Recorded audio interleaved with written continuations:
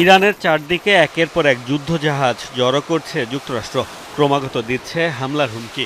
খবর রটেছে সৌদি আরব, কাতার সহ মধ্যপ্রাচ্যের মিত্র দেশগুলোর অনুরোধ বিরোধিতায় এখনও দেশটিতে হামলা চালায়নি মার্কিন বাহিনী।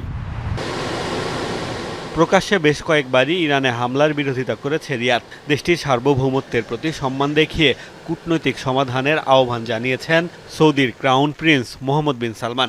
এমনকি হামলায় সৌদির আকাশসীমা ব্যবহার করতে না দেওয়ার ঘোষণাও দিয়েছেন তিনি। মধ্যপ্রাচ্যের উত্তেজনার মধ্যে যুক্তরাষ্ট্র সফর করছেন সৌদির প্রতিরক্ষা মন্ত্রী ও ক্রাউন প্রিন্সের ভাই খালিদ বিন সালমান।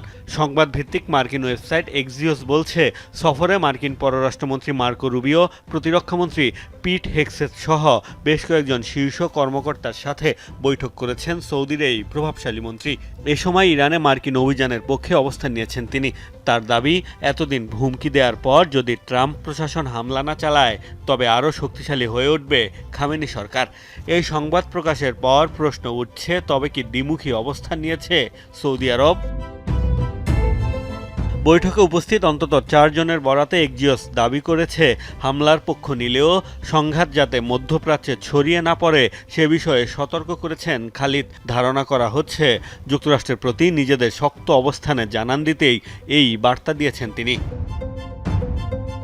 15 মধ্যপ্রাচ্য বিশেষজ্ঞ এবং 5 ইহুদি সংগঠনের সাথেও আলাদা বৈঠক করেছেন সৌদির প্রতিরক্ষামন্ত্রী।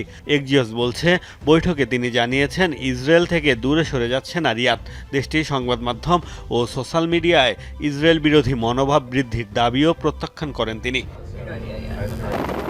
মোস্তফা মাহমুদ, যমুনা নিউজ।